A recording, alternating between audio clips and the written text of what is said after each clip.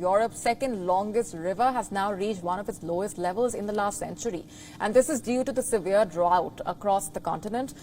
The Danube stretches from the Black Forest in southwestern Germany to the Black Sea in eastern Romania. And because of the extreme heat, water levels recently fell 5 feet in 3 weeks' time at a stretch near Budapest. Low water levels have created a hazard for local river transport and fishing on the river.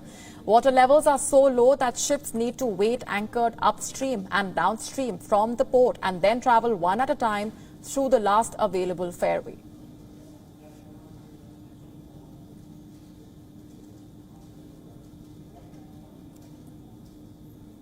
I have never seen the Danube level so low like this year. It's very low.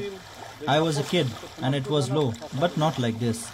The drought is so severe even in Europe and in the US, it is bad. Drought due to lots of heat and no rain at all.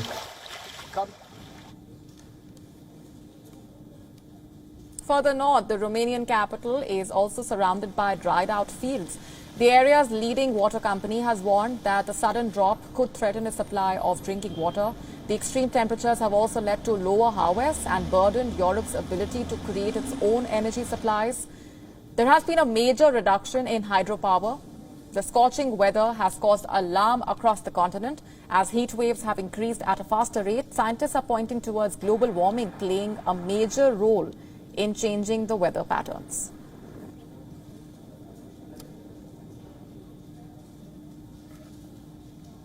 In the south of Spain, rising sea levels are threatening to engulf land, washing away homes and livelihoods. The coastline around the Ebro Delta region in the southwest of the province of Tarragona in Catalonia in Spain is receding around 5 meters every year. The locals say little is being done to save the region. Our next report, getting you the complete story. Take a look. In the south of Spain, rising sea levels are threatening to engulf land, washing away homes and livelihoods.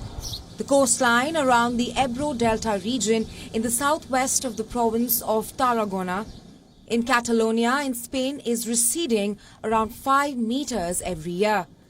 Locals say very little is being done to save the region. At first glance, the Ebro Delta appears to be a coastal paradise. The delta boasts of salt marshes, dunes, beaches, riverside woodlands and coastal lagoons. It is home to a variety of fauna including birds, reptiles, fish and amphibians, protected by a natural park status. However, decades of bad water management and sea level rise due to climate change could mean that the Ebro Delta could soon be underwater. And southern Europe could lose one of its most important and unique natural areas. Every summer, thousands of tourists come to enjoy the beauty of the Ebro Wildlife Park. Visitors enjoy jet skiing, wildlife walks and bird watching. I feel sad because the beauty of nature is under threat and so many people have their lives and economy pegged to this area. This is my first time at the Ebro Delta and I love it. I hope I'll be able to come back with my children before all of this disappears. Before it flows into the Mediterranean, the Ebro River's course is interrupted by 70 dams. And because of this, over 90% of the sediment which would otherwise fertilize the rice fields and feed the shellfish offshore, it is now captured upstream and never reaches the sea. As a result, the delta is gradually sinking off the ground because of underground material movement. It is a phenomenon known as subsidence. Without the dams, the Ebro River would be able to cope with the rising sea levels.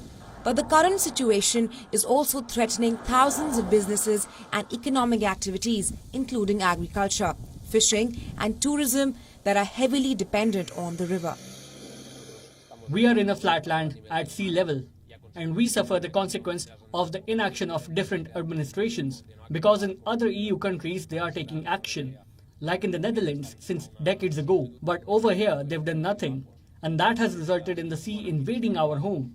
We have areas where the sea has already entered the delta, and this isn't about making estimations of how many years it will take to get worse.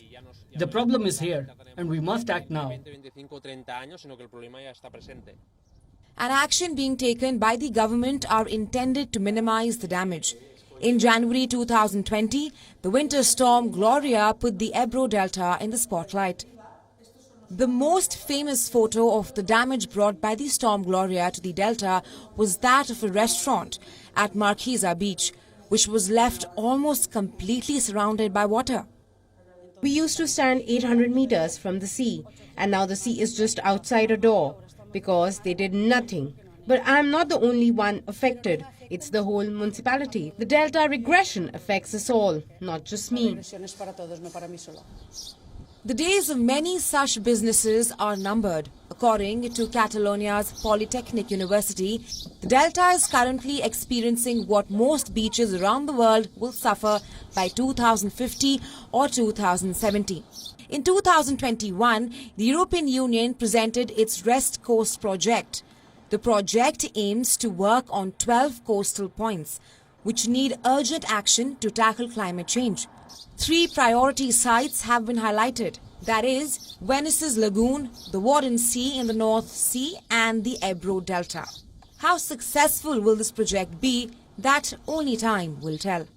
Bureau Report, WION, World is One. WION now available in your country. Download the app now. Get all the news on the move.